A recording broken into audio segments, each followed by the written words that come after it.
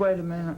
I might be the wrong man for the movie if I'm not a schizophrenic. If you don't know what that is, then I can't tell you what a schizophrenic is because you don't know.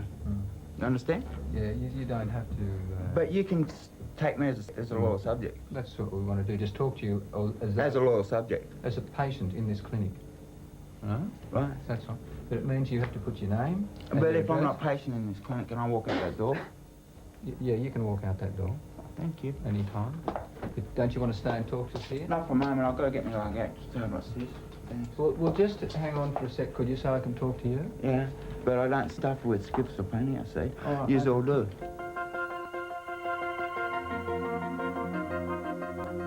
Did I tell you about that time how I went to the zoo and I heard you on the radio a couple of weeks before? And I was just hoping that I'd meet you sitting there drawing the monkeys. And I was going to come up to you and go, "Hi Simon, I'm Sue and I'm schizophrenic." That would have been funny. Would have been great. Yeah, you would have spun out though, wouldn't you? Oh, you wouldn't have? It would have been great.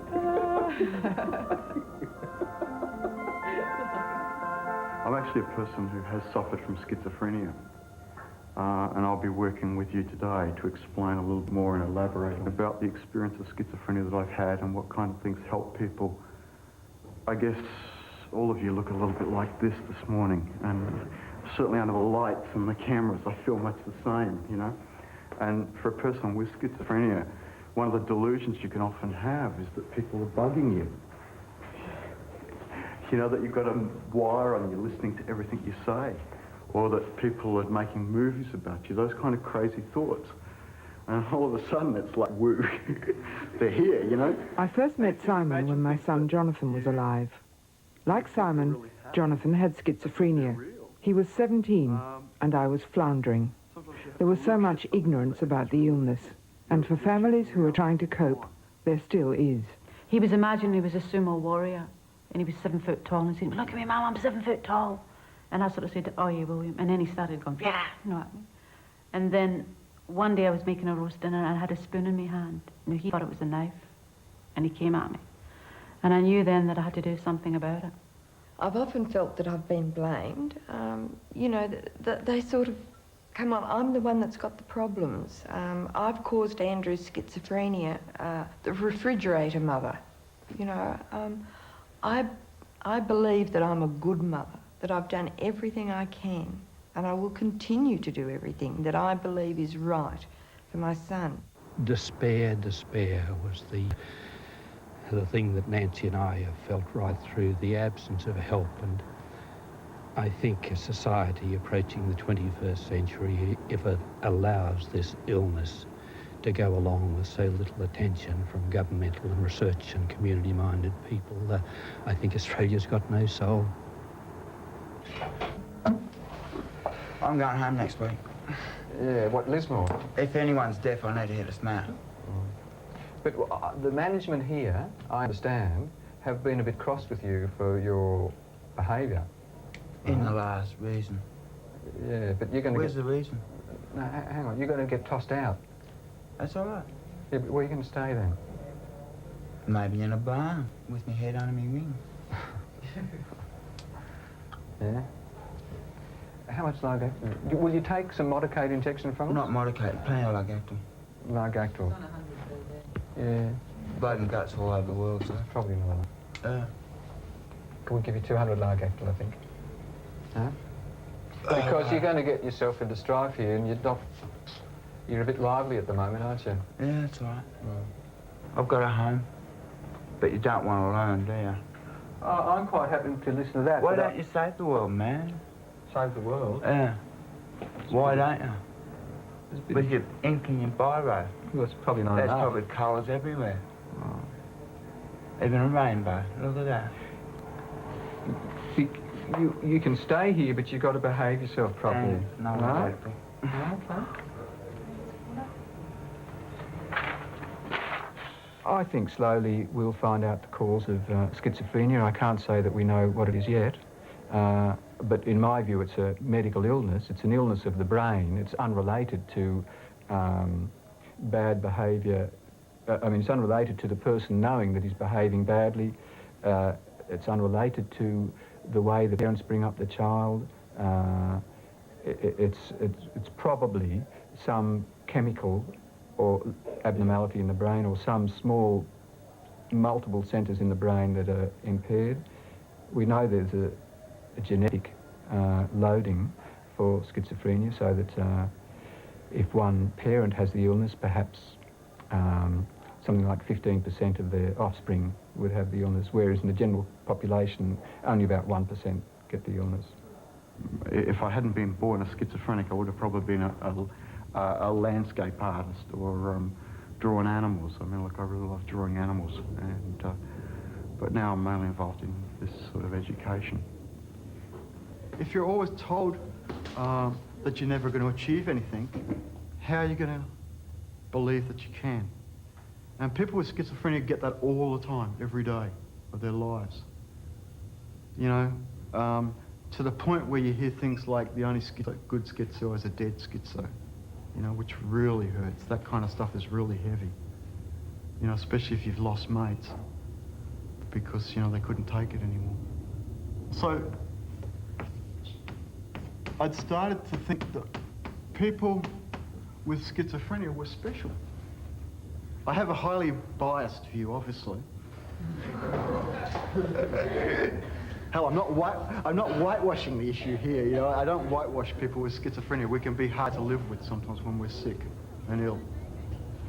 So basically what it's come to mean for me, if you look at the letters, special, creatively heightened individual, zanily, overly perceptive, humorous, really emotional, needing insight and care.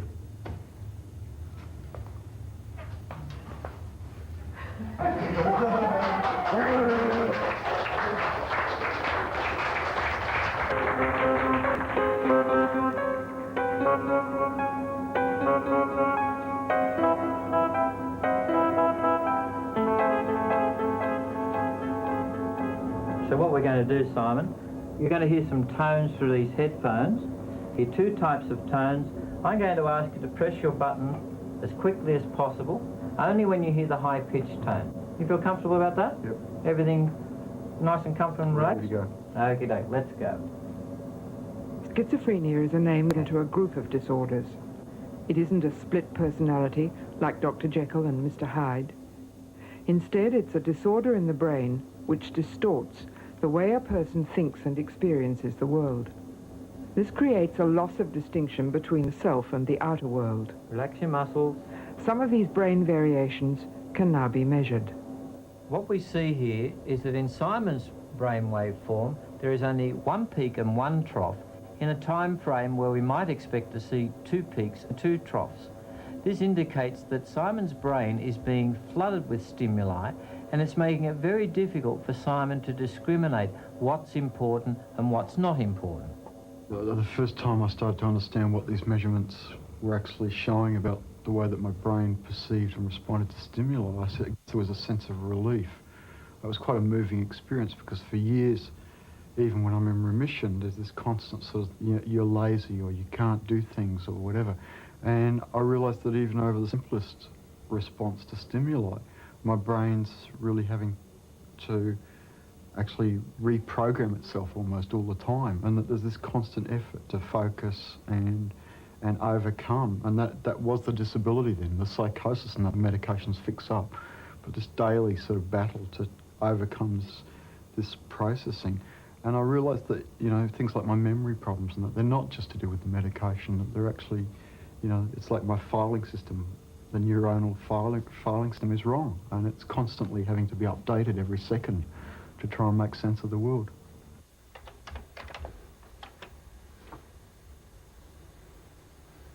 Jay Cook was a young man when he had his first attack of schizophrenia, but he's continued to work as a mathematical physicist.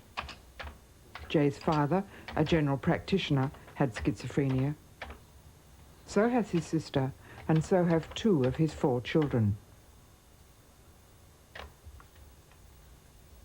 25% of people with schizophrenia have a single attack and then recover completely. Others, like Jay and his children, have many attacks. But for each person, the course of the illness is different. The bizarre symptoms of schizophrenia like delusions, hallucinations and thought disorders, usually occur in the active stage of the illness. The mind's inner chaos produces a world that is frightening and strange. First symptoms, racing thoughts. I know I'm going into psychosis when the thoughts are tumultuous and they're all over the place. Then afterwards there's anxiety and paranoia. I start to get thought disorders, paranoid delusions. And what sort of things? Well, I think the house is bugged and I'm being spied on and that there are bugs in the television and bugs in the radio and, oh. How do you cope with that?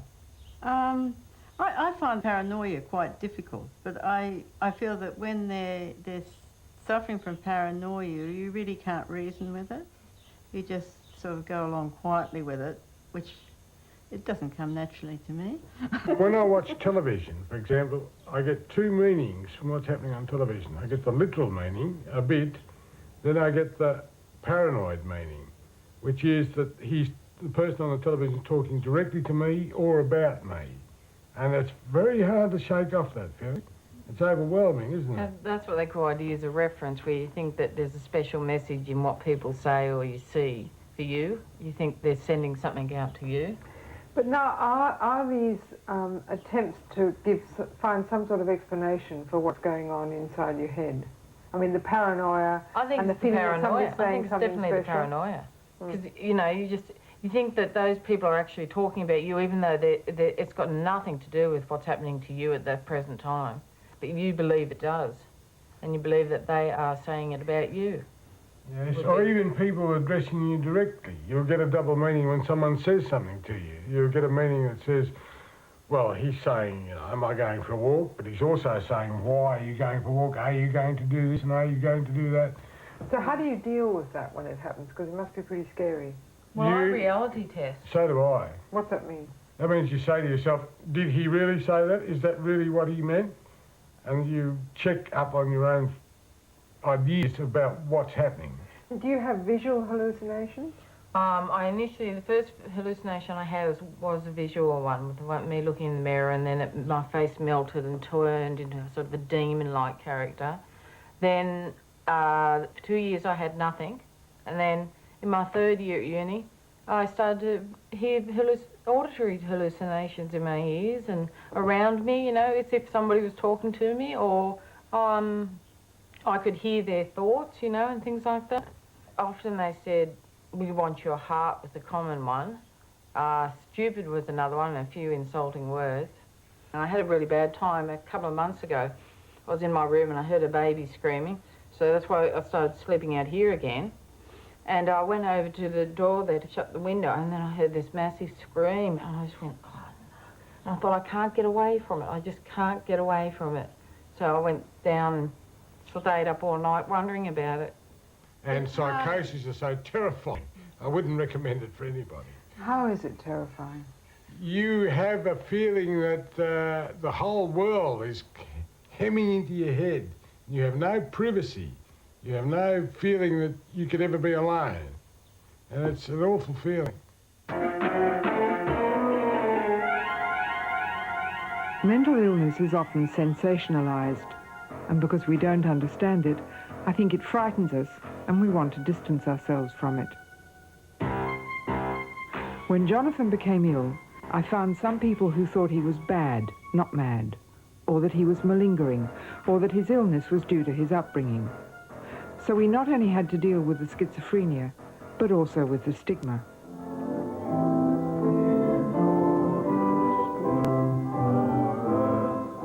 Before the advent of medication, people were often confined in asylums for most of their lives. Treatment was harsh and degrading, and there was little hope.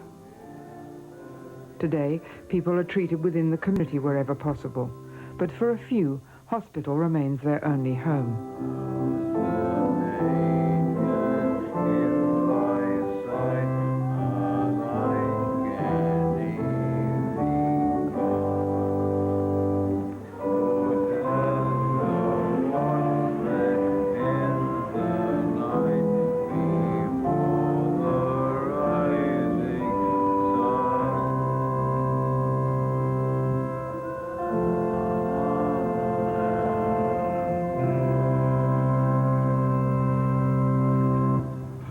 Japanese boy walked into my home with a pair of needles, long ones, cane ones, and I was doing my homework, Latin homework at the time, and he stuck these in my brain and through the side of my head into my brain. And I was out to it on the floor, but I was fortunate in that Dr. Robert Middleton, who lives over the road, walked in to see what the Jap was up to and caught him, and then he rang up the army. Tell me about being in hospital together, because you were there for a long time, weren't you? Yes. Oh, we got used to each other because we know each other. I like Paul. He's an old friend of my school I went to. It's a dash good school, but probably the best Jesuit school in South Wales. The headmaster of the Rhodes Scholar. What sort of treatment did you get in hospital? There was a lot of shock treatment and a lot of insulin and intravenous's and all that sort of thing. Did you have those? 14 shock treatments, insulin camp, all camp, insulin camp treatment. And I had 17 shocks. Were straight jackets used? Oh, they were, but not on me particularly. No, nothing like that on me. You missed that. I won the tennis competition one year. Some people here used to call me Napoleon Bonaparte the Fourth.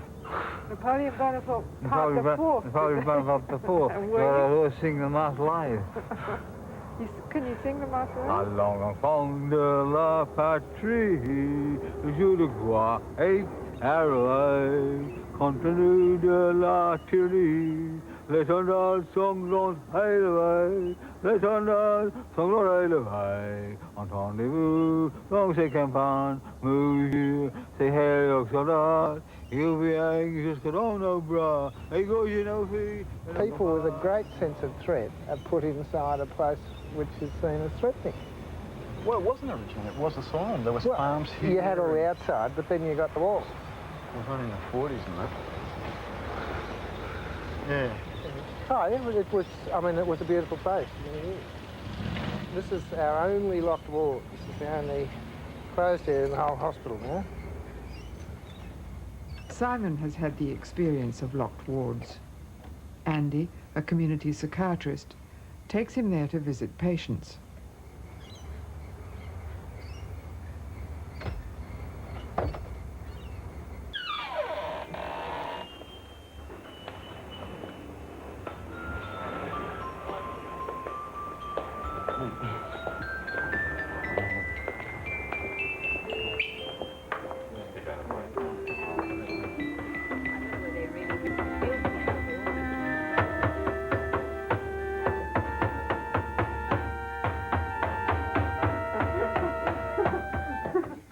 Doing sort of peaceful things right now.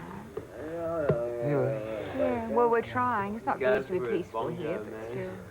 These architectures immediately, for me, became part of my delusions. And the reality of that was that I thought I was in a concentration camp. And I was under that delusion for some time. You look at, you'd pace. I mean, like, it doesn't take that long to pace in a place like this. You're coming in and trying to give people hope, what would you be saying?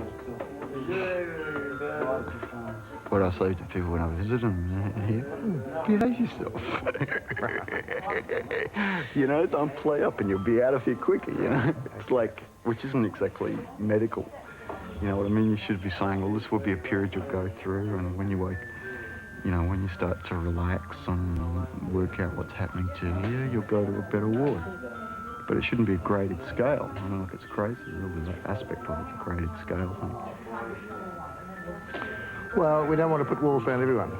It's a very selective process now. That's true, but I mean, like, why should a wall around you be like, I mean, like, you're getting into behaviour modification then, and it's like, if you don't respond to our care, then you're going to go into a more oppressive situation.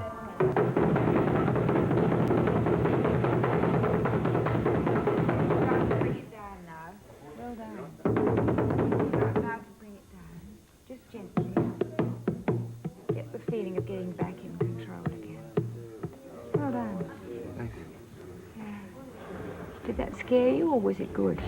No, it scared me a little bit, but it wasn't too bad. No.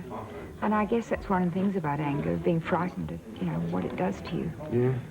And as I was saying before, if you can sort of talk about the things that bug you rather than just hitting out, That gives you a feeling of being in control. After filming, I'll introduce you to some of them. You can feel that. You're projecting a bit. Oh, yeah, I know. I mean, look, I'm just being cynical too. That's how I am.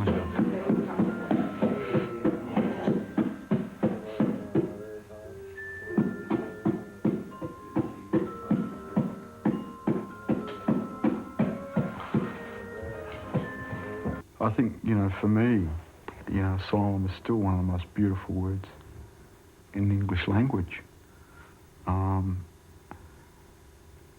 I mean, look, in this state alone, you've got 9 major psychiatric institutions that have some of the most beautiful lands that would be perfect asylums if only people thought sensitively about how to use that space. And that's the irony, I guess, of a place like this, Treetops, where, you know, people do relax. They do relaxation, they do meditation, they do poetry, they do art, they do, they make a really good meal. It's the best restaurant in town, I reckon, you know, and good company. But I mean, like, the spirit in which it's done too, there's a lot of love involved in the And yet, Treetops is a part of this hospital, isn't it? And it's a place that in the past you've always come to, and you still come to, like now, today, to find peace. Yeah. Well, it also connects me with people with schizophrenia, you know, and I enjoy that because, well, I don't enjoy seeing them suffer in their really extreme states, but it gives me hope, in a way, to see that the way they're treated is better. I mean, like, I think there are ways of locking people up, if you like, with feeling. That, you know, you can, I think, you know, there's sometimes when people are in a really crazy state, and you can talk to them, and you can talk to them, and you just exacerbate that process, and obviously you're not going to connect with everybody, and patients should have the right to say, I don't connect with this therapist or this patient, with this psychiatrist, whatever. And equally, a patient, a psychiatrist should say, this person really pisses me off, I can't work with them, you know? Because there's going to be all sorts of factors there. But that you can sometimes, you know, you can talk to somebody and it's just going nowhere, but you just have to touch them sometimes. And out will come tears. And they're grounded again. And a lot of those states that people with so-called schizophrenia get into just take all the energy up to the head. It's that simple. And like we talk about biochemical imbalance and dopamine and, you know, call it whatever brainwaves you want. But we often forget that the things that work for most people will work for people with schizophrenia. Hey, take a seat there, please. Ariel, where's he going? What's the house, principal? Bullshitting on the gun there? Well, it's the only place left. Either there are police cells, there are no other beds. Medication means that people can now live in the community, but there aren't enough services.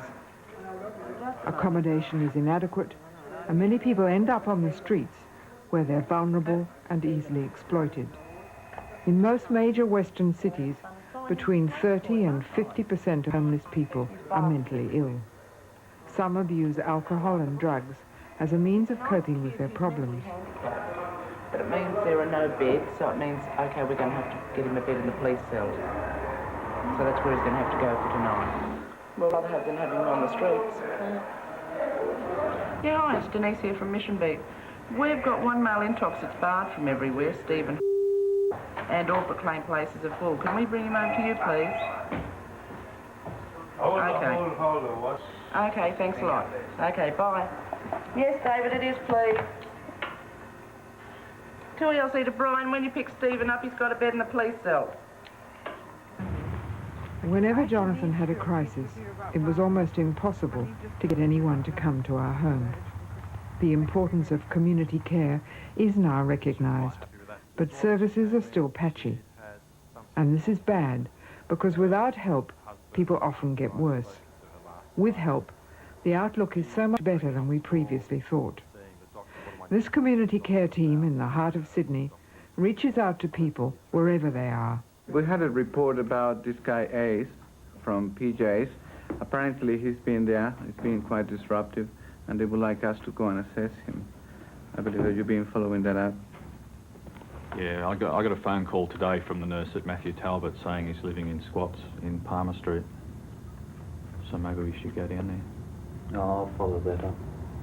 All right, folks, let's go. We're down here to look for Ace.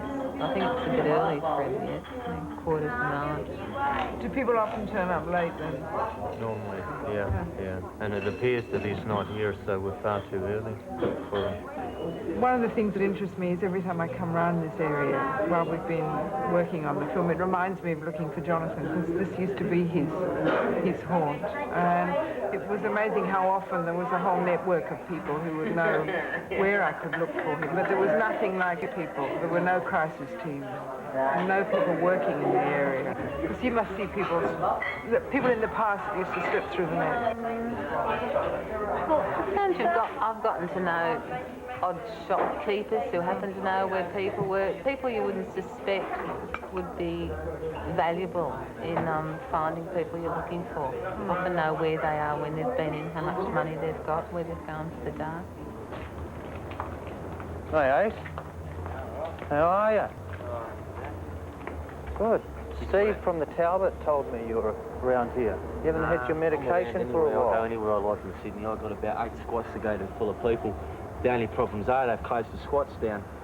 There's this idiot on So where are you going to stay tonight? I'll find another squat like I used to do. I've been squatting out, you know that, I've been squatting out for about 6 years. Why don't you come to the Talbot with me?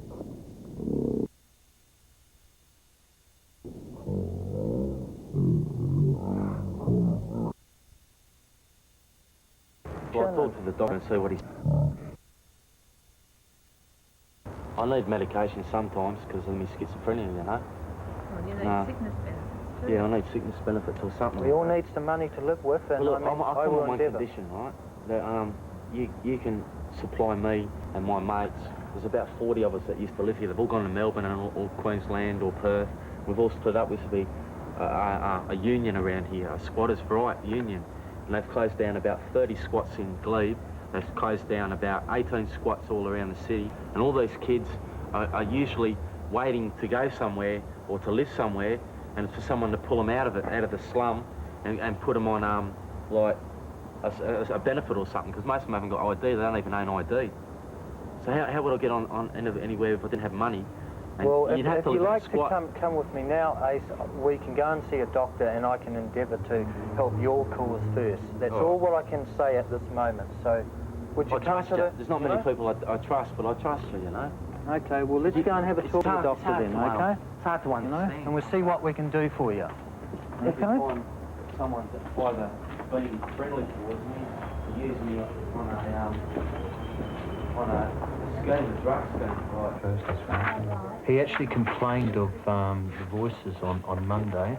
So I think we should probably stop the fluphenazine before we pull down the motorcade. Anyway, I'll have a talk to see what he's like, especially if you had the voices a couple of days ago. Well, what about the medications then? At the moment, you've got a motorcade injection once a week. They're changing that twice. Well, we're thinking of changing that to a dose every 2 weeks. In other words, doubling the dose, but giving it to you every 2 weeks instead of 1 week. Does that suit you? Well, they got me on Cogent and Melleril right now. Yes. They're skipping out on the Artone. They've changed from Artone to Cogent, which is a milder pill. Yeah, that's right. But just sticking with the Modicate for the minute, you're happy to continue that every couple of weeks? Yes, I am. Right. And the Melleril, you've got 2 of those tablets, I think, at night. 2 at night, 1 in the morning. 3 a day? Melleril, yeah. Okay. And 1 Cogentin a day? Yeah. And that suits you? Sort of. You haven't... I think Brian was saying you'd had a couple of voices over the last few days. Well, I couldn't get to sleep at night because I've had nightmares and stuff about things that have happened to me in the past, like haunts. Apparitions come around me and it's haunting me. How long's that been happening to you? It only happens every now and then. I mean, it doesn't sound like it's too disturbing, or it doesn't happen all night. It doesn't have any pain about it. Okay. I've been on a pension now for 4 years. The money doesn't really interest me. Well, that's a bit lucky if you're on the pension, isn't it? Yeah. Okay.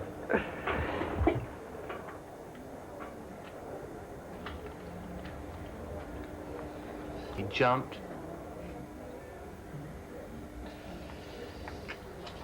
How are things, Mark? Where's Dr. Gray gone?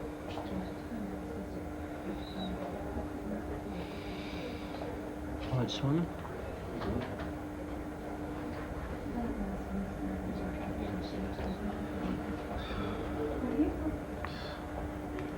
I didn't know it either. It's all right. Just get it down.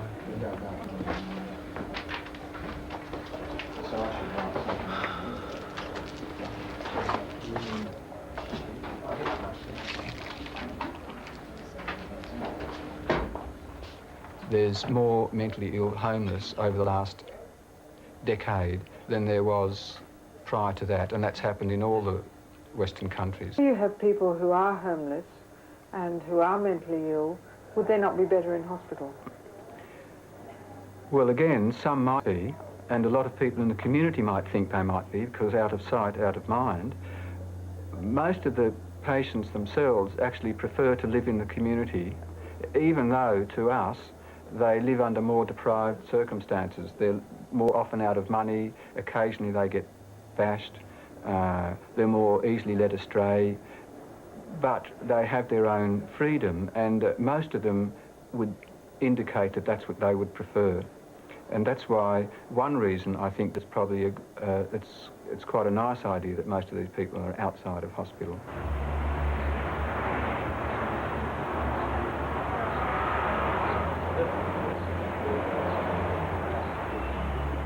For me, one of the most optimistic developments is the growth of self-help groups, where people draw upon their strengths and learn how to manage their illness. I've seen some major changes in this Sydney group. There was one stage where I went away on a camp and I got my pills. And it was like, when I took them, suddenly I was different from everybody else. And it didn't matter whether people said, oh, that's probably a person with diabetic. At that point, I went away and I was really depressed. I didn't feel like anybody else anymore, you know? And it was sort of just so disappointing and something. And they always rattle, you know, and, you know, and they're green, you know, and it's like soylent green, you know, it's like hell. You know, I mean, like, it's sort of like, yeah, they really set you apart. And this thing about the old line about if you were a diabetic, you'd take your insulin, you know. Well, it's not, but it's not the same. Bullshit. It's not the same. It's because on one level it is. If society recognised it as a physical illness like diabetes, then no problem. You'd just be balancing out your biochemistry. But because you're a schizophrenic, you're possessed or you're whatever. So every time you take those pills, you swallow the label with it. No, I don't agree. No, that's because we've done therapy, but I mean, like, that's what it used to feel like to me, you know. If the drugs were better, I think more people would take them willingly.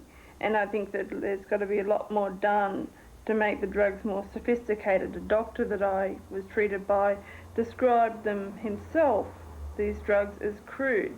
Now, I don't see why there's a whole lot of people in society got to be subjected to drugs that are quite crude. I think I don't agree with that. I think that medication, it does something for you, so everybody should take it just to get that bit of improvement.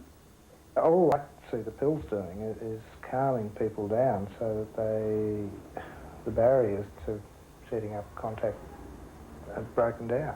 How well does that work for you? Oh, medication's good for me. Every time I try and lower it to get to a maintenance dose, I have to go straight back on it again. I'm an episodic one. When I was in a very high dose, I had some side effects which I felt they were side effects at the time of being very tired and things like that, and kind of being very stiff in my movements. But these days, if I still have any side effects, I don't really notice them. But the thing with me was that the important thing for me in the beginning, when I did decide I had to get well, which was really, I think, largely a decision I had to make for myself that no one could enforce upon me, and it took a few years before I reached that decision. What happened was I had to be on the medication to just stop the basic symptoms that were going on in my head, and then the work begins of getting my life back in order, of sorting out a lot of emotional problems and a lot of problems that had developed over the time when I'd been very sick. And that really, I think, is a lifelong exercise.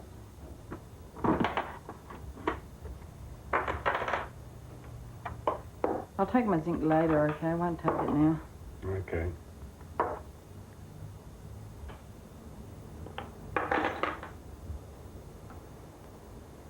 One, 2, 3, 4, 5. Okay.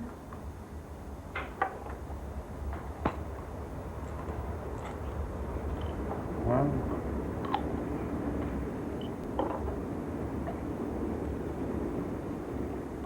Yours are more colourful than mine.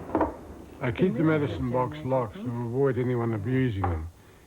Sue, for example, takes 11 anatensol tranquilizers and 7 tryptamine antidepressants. I take between 1 and 2 serenase and zinc and mineral supplements. She has had many more episodes than I've had, and to control them, the doctors found that she needs very high dose, whereas mine are controlled by quite a low dose. I remember when I was 3 years old standing on the overhead bridge at Maitland Station seeing my father go off to hospital for the last time. And I was actually crying, and I didn't see him again until I was 21, and when I was engaged, and again just before we went to England. And I felt extremely sad that I hadn't seen more of him. My mother was never told that he had schizophrenia. She was always told it was amnesia. And it wasn't until after he died that we knew that he had schizophrenia.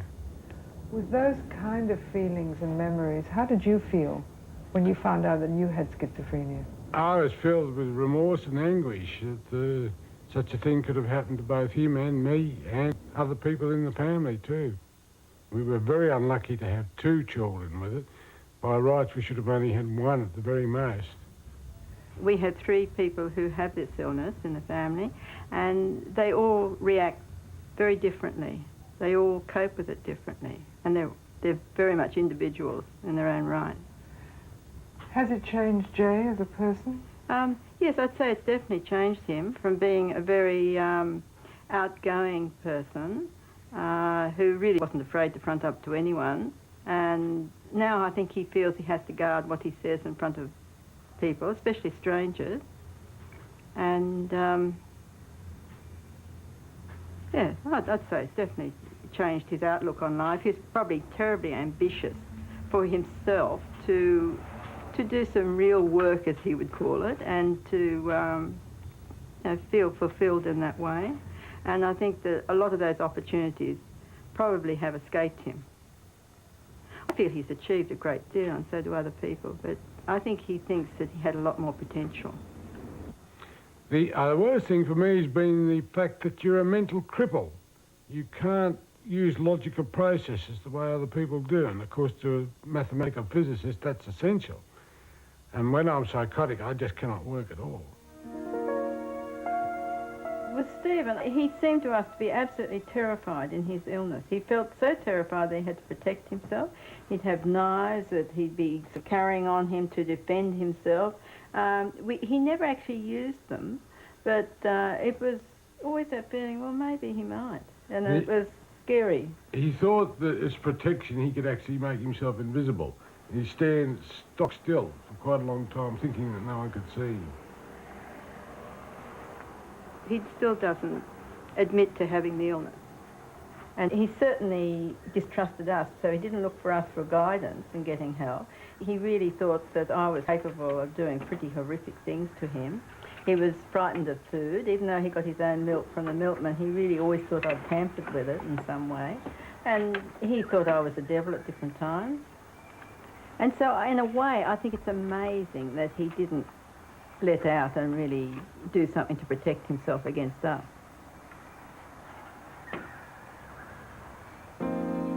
Sue is erratic, and things can change very quickly with her.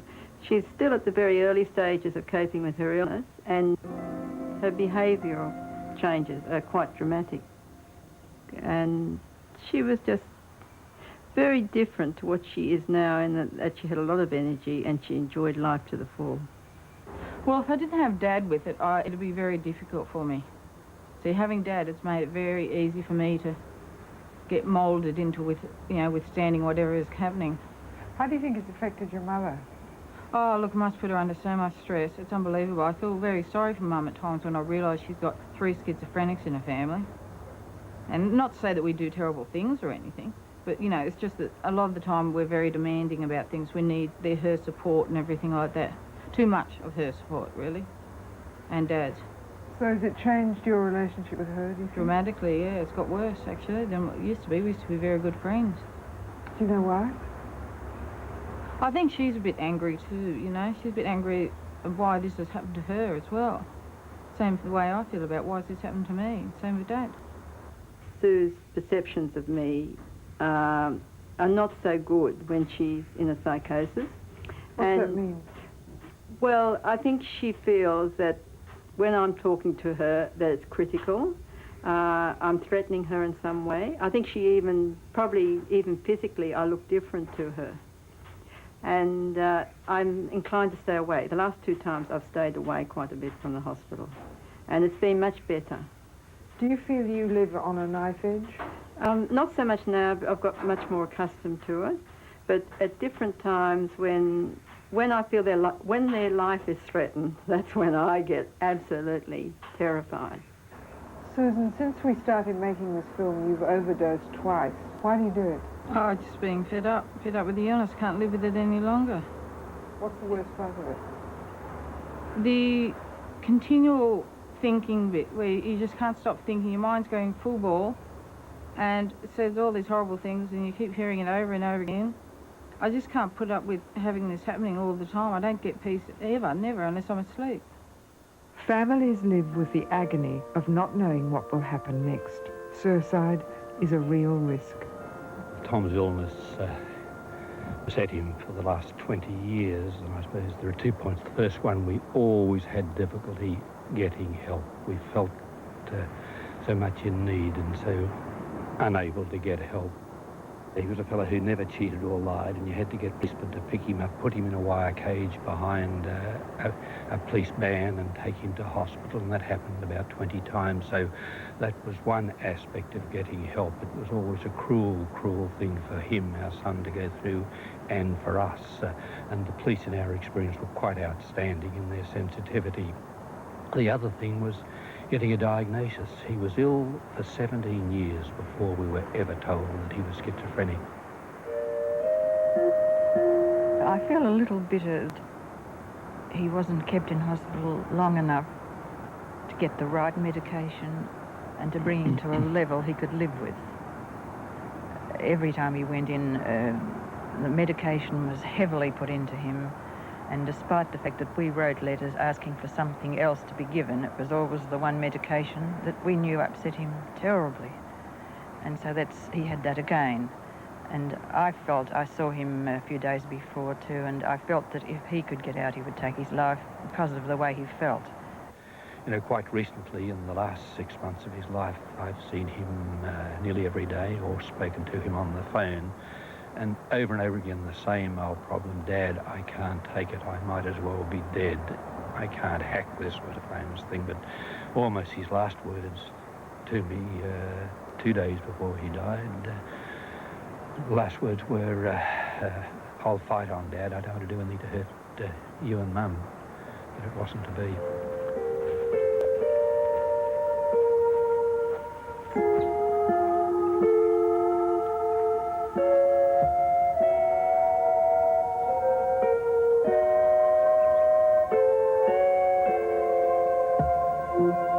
Because of the stigma, schizophrenia has been ignored at a vast human and economic cost. Schizophrenia fills more hospital beds than any illness, and it costs us billions of dollars a year. Yet research is grossly underfunded, and many families are left to struggle largely on their own. Dr. Margaret Leggett has pioneered the establishment of schizophrenia fellowships around Australia. I'd carried out a piece of research looking at what happened in families when a son or daughter was diagnosed as suffering from schizophrenia. And I have to say that I found that research really a very shattering experience, because I could not believe that there were so many families out there coping with what I think is probably the most difficult illness that I can think of. And they were coping with the most extraordinary circumstances that were the manifestations of the illness itself. Sons and daughters who were developing very bizarre symptoms, whose behaviour was becoming very disorganised, very frightening in many instances. The illness itself was bad enough, but then what I was finding was that these families were not getting the sort of help or support that they needed. And so many of them were coping with ignorance from professional people who you would think perhaps would know what schizophrenia was all about. They were coping with terrible blame from perhaps other members of the family or from neighbours, from the community generally. And so many of them were becoming quite crushed and defeated and powerless. I don't really know how things are going to be sometimes in the next 10 minutes. Things come out of the blue, just without any warning whatsoever.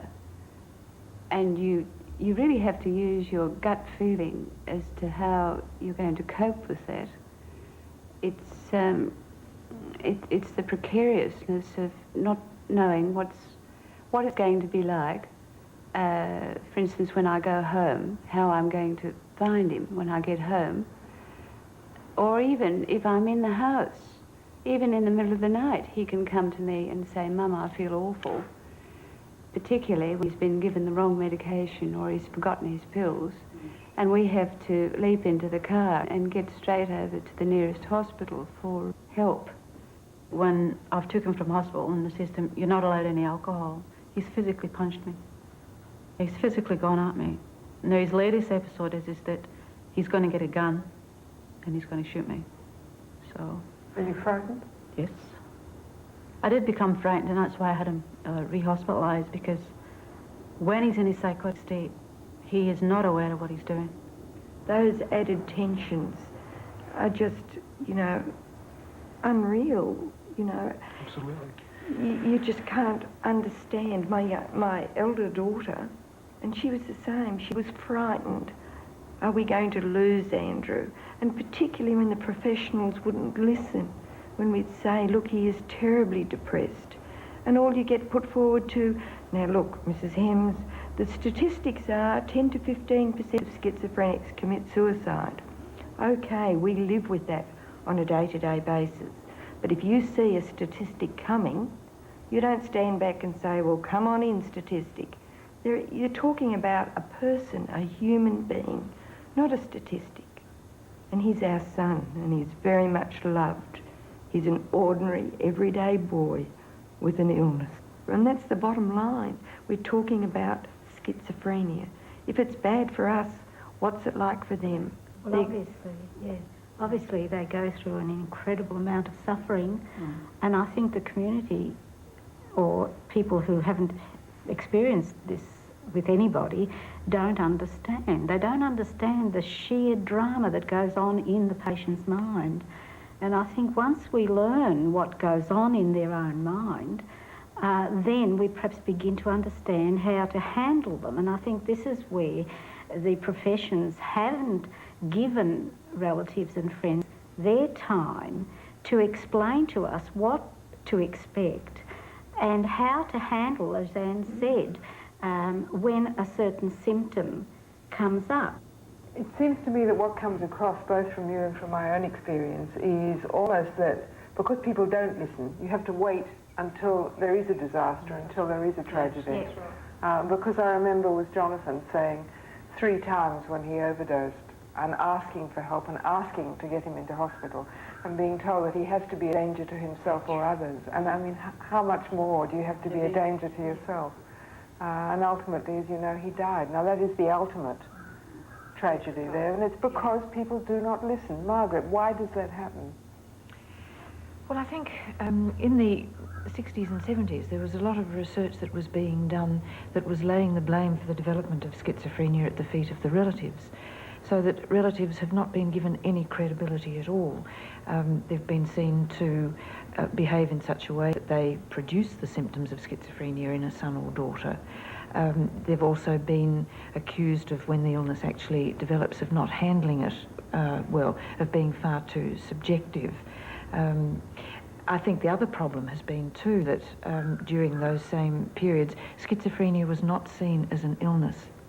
It was seen as a particular way of behaving. It was seen as a way of young people avoiding a very traumatic environmental situation. So that it, I think, won't change very much until we have everybody really accepting that schizophrenia is an illness. And it is very much a treatable illness. But we have to get professional people understanding the symptoms very much better, understanding the way that people with schizophrenia learn to cope with those symptoms. And I'm sure until that happens, I think parents are still going to be blamed, which I think is probably one of the most subtle forms of cruelty I can think of.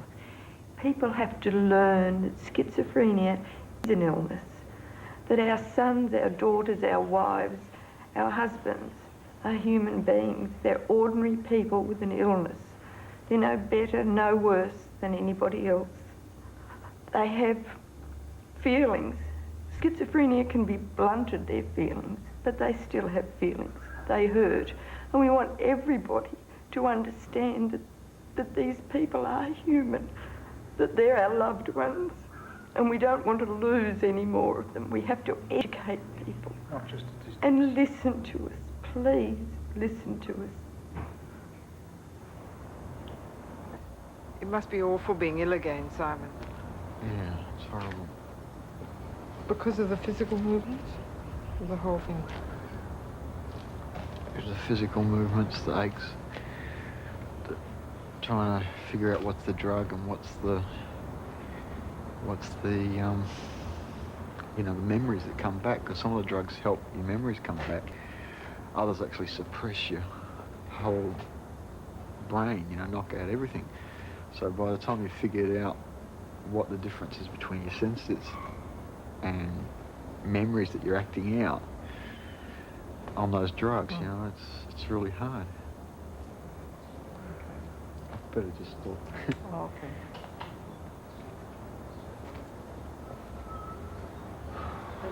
Yes. How are you? Yes. Hi. Well, presented. Yeah. Oh, I've actually been psychotic for 4 weeks. Really? Yeah, I went into another psychosis and came out of it.